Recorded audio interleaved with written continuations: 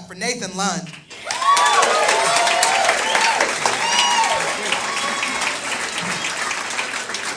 All right, hi everybody, hello. Thank you guys for being here. Hopefully you heard the good news. Fort Collins just legalized the female nipple.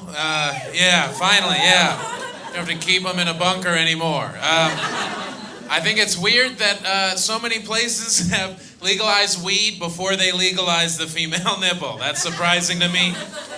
Weed's pretty harmless. The female nipple, even more harmless, if you ask me. Yeah, even more harmless, because I've put a lot of both in my mouth. But I've never had the female nipple make me cough until I threw up, okay? I feel like that's important. If that's how we're judging it, they should have been legal a long time ago, way before weed, if you ask me. I also want to tell the men, now that that's become popular, the Free the Nip movement, no need to follow it up with the Free the Tip movement. Let's not do that. Nobody wants that. Nobody wants anybody to be that pioneer of the Free the Tip movement. No, keep it in your fucking pants, asshole. That's what I say. I've had a pretty good week last weekend. Went to my favorite bookstore, Mutiny Cafe, coffee shop bookstore. They had a sale. Yeah, you know about it. This is not a fake place. Checks out. This Mutiny had a book sale not too long ago. It was $2.99 per pound of book. Yeah, I gotta tell you guys, I ate a shitload of books. Probably too many, yeah. I Dewey decimated that place. Just whole sections gone. Whole sections gone. The history section, history. The mystery section, solved. I did it. It was me. I ate those books. I don't know why. It's hard to break down pulp. Fiction or nonfiction, I don't care. It all ends up pulp eventually. 34 years old. Anybody else in their 30s, huh? Yeah, it's not that bad. It's not the end that you thought it was in your teens. Things do change in your 30s, I'll tell you that, if you're not in your 30s yet. One thing I've noticed, less 69ing. I don't know if that's across the board. Yeah, I hate to break it to you if you're in your 20s. You think you got your whole life ahead of you, you're gonna 69 in Paris and Rome.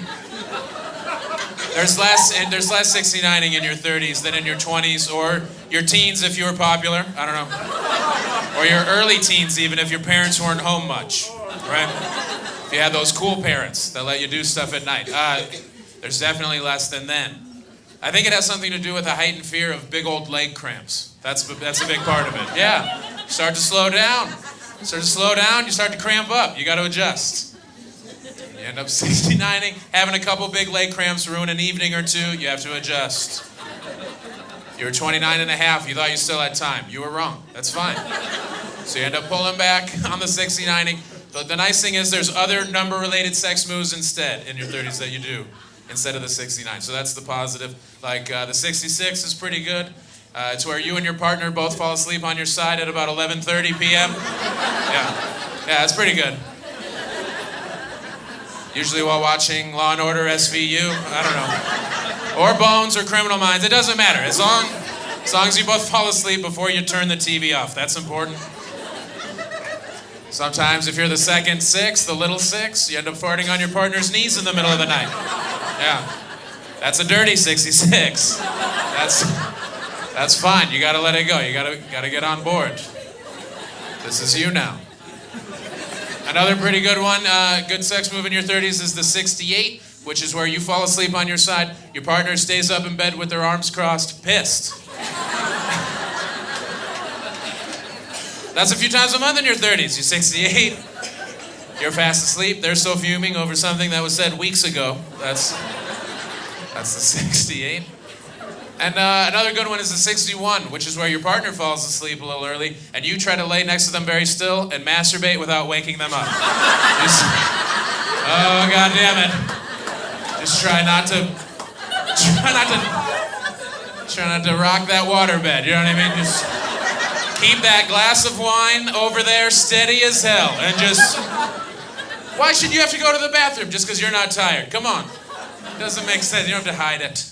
You just have to stay very still. That's the compromise. It's a compromise. I'm 34 years old. No health insurance. Anybody else riding that wave? No health insurance? Jesus, what are we doing? You're goddamn right, no 69. I don't have any health insurance. I can't risk it. I gotta do something, because my insides tickle. What the fuck does that mean? Somebody tell me why.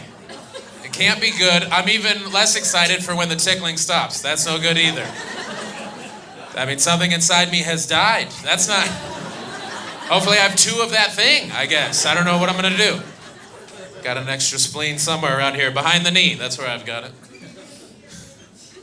I gotta get health insurance, because I'll keep putting it off. I know I will. And I know that I can't all of a sudden be 40 and still calling a handful of Honey Nut Cheerios my heart pills. You know?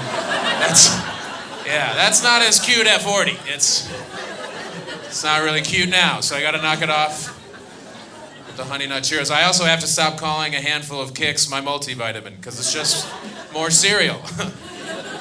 Just fucking up the insides of my pants pockets with all this cereal. Kicks is kid tested and mother approved, but not FDA approved. That's the problem. So I gotta knock it off. I've actually lost a little weight, which is always good, lose a little weight. But thank you. Don't get too excited. It's coming right back, all right? I know it is. Come on. I'm not fooling anybody. It's always been my thing, lose a little weight, put it back on. As a result, stretch marks. That's what happens. I'm only human. You get stretch marks. I've had stretch marks so long, I don't even like calling them stretch marks anymore. I started calling them scratch marks. Because when I call them scratch marks, it kind of sounds like there's a skinnier version of me trapped inside myself, trying to claw his way out. That's way more fun. That's a more fun visual than just the unhealthy eating habits, just the purging. And I like to imagine this slightly sexier version of me trying to escape his chubby fortress and get laid, and I won't let him out. Anytime he gets close, I just drown him in gravy and beer. Just back down there. Down the hatch. Gravy and beer, very hard to order in most establishments. I don't know if you've tried. Yeah, they won't give it to you. I don't know. Supposedly we're in America still, but you gotta go to the scary KFC, if you want to get gravy and beer in one class. That's the only place I've found. I went to a psychiatrist last week at the end of the session. She said, "You're all better. Psych." And I was like, God damn it. Wish I would have noticed how she spelled psychiatrist, because about $200. All right. Did I do the book sale joke yet? I'm just kidding. I remember. This is a quick impression of Fozzie Bear if Fozzie Bear were a conspiracy theorist. Ready? Waco, Waco. That's the whole thing. That's the joke. You just have to know 2 things, and then you get it.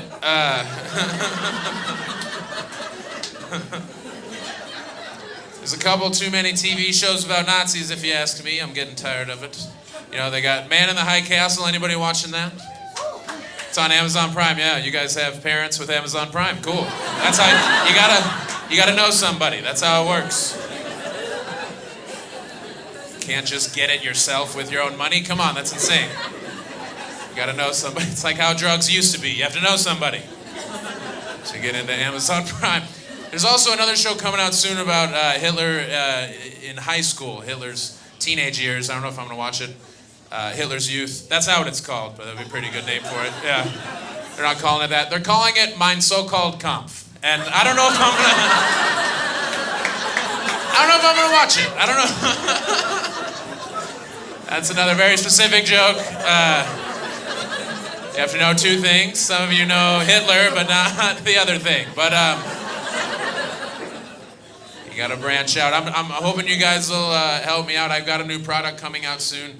I've been working on it hard. It's clear mustard, all right? It's ready. It's clear mustard, yeah. It's mustard that's clear. I don't know if that was clear, but that's what it is. And, the main thing is I want to be able to eat a hot dog in my favorite shirt. That's what I want more than anything.